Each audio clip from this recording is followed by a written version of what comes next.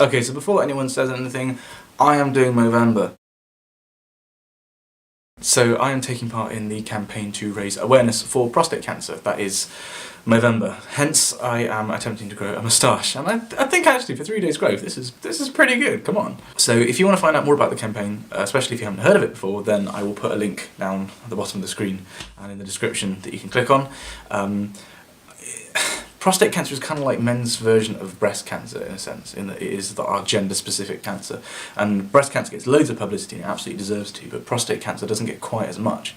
And this is a sort of a fun way to try and raise awareness of it. So yeah, if you're interested, have a look at the website. And you get to see my face fungus just grow every week. And hopefully it'll be a bit more impressive next week. Other than filming myself shaving, the only piece of footage I took this week was me in the library, which I think kind of says something.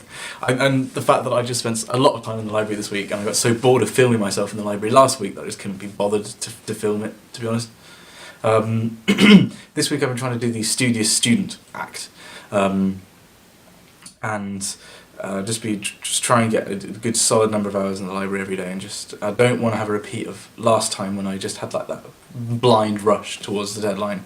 I'm attempting to learn from my mistakes, basically. So at the moment, in atmospheric physics, I am looking at, well, right at this instant, I'm looking at cloud physics, something called Kohler theory, or Kohler, don't know how you pronounce it. So we're looking at the theory of how clouds develop on a macroscopic scale, so at what height clouds start forming and what height they top out, but also what causes cloud droplets to condensate, what kind of size you can expect them to work out to, given pressure and temperature conditions, what size ice crystals will form in a cloud, all that kind of thing. And that's one part of my course that I do this term. I've also done thermodynamics of the atmosphere, so looking at temperature structure and radiation in the atmosphere. That basically, looking at the amount of energy that's going out compared to the amount of energy in, and tying that in with global warming. And later on in the term, in fact starting next week, we will be doing fluid mechanics of the atmosphere, and I think of the ocean as well. Basically fluid mechanics on a rotating sphere. Any planet, not just the Earth. We do look at other planetary atmospheres, although the lecturer the other day, said the last lecture in the course, which is on other planets' atmospheres, will be quite short because, frankly, we don't know that much. Then in theoretical physics, we are looking at, in fact, we just finished many particle quantum systems and this idea of something called the Fock space. That's F-O-C-K, which basically is an extension of the basic quantum mechanics that you do in second year here. You do a large course on quantum mechanics in second year, and this is an extension of that system where you can allow the number of particles to change. So for example, that might be the case where an atom is in an excited state, then drops to a lower state and emits a photon. Before there was an atom and no photon, and afterwards there is an atom and a photon. Previously the framework which we were working with couldn't have dealt with that, whereas the new framework, which the Fock space is built on, allows for that kind of complex situation. So that's actually pretty cool, and I'm finding it easier than I did the first time around, so that's good. Really, the big news of this week, though, is that this arrived!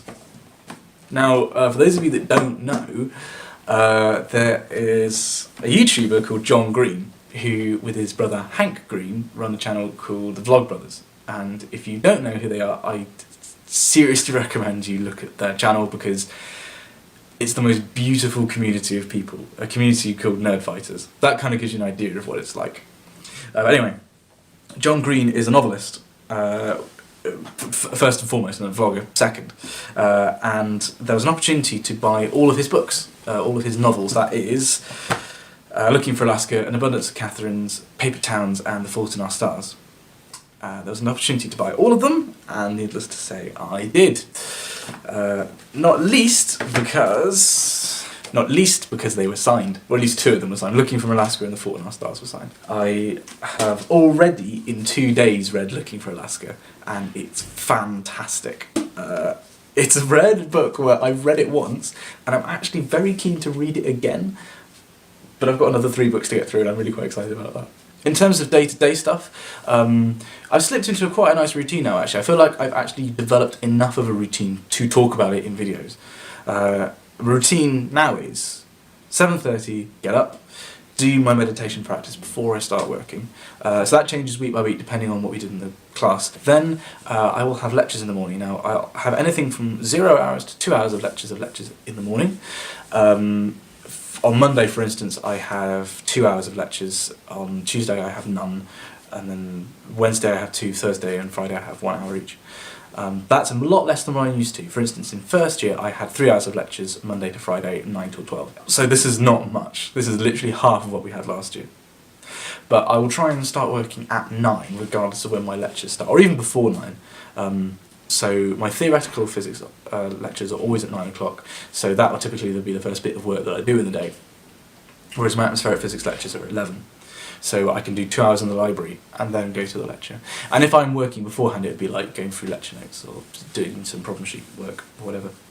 And then, so either work or lectures during the morning, then at about 12:30 typically take an hour off for lunch, then work solidly in the afternoon in the college library.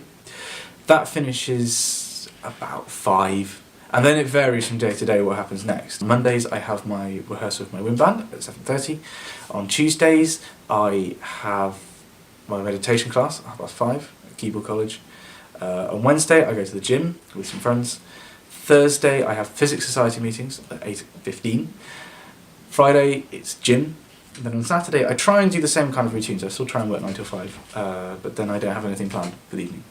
And then Sunday I try to take off. So the idea is that it's a large base level of work, and there's a modular design in the evening such that if I need to do work, for instance on Tuesday I have a meditation class at 5:30 that lasts for an hour and a half or whatever, but then I have the rest of the evening if I want, and if I have the opportunity to, I can just sit with friends knowing that I've done a full day's work. Equally, if I'd like to carry on with my work, more often if I have to carry on with my work, I can. I have the option to. I will, okay, this is a promise. If I put it on the internet, I have to do it now. I will do a day in the life in next week's episode. Did I just call it an episode? That is extremely pretentious. In next week's vlog, I will do a day in the life. I have to do it now. I hope these are proving useful and in places maybe even entertaining. If you have any questions that you'd like me to answer or anything you'd like me to film, I will do my best to acquiesce to your requests. So have a great week, guys, and I will see you next Sunday. I think within about 36 hours of meeting him, we were in a 3-lane... No, we were wheelbarrowing. I'm trying to film a video.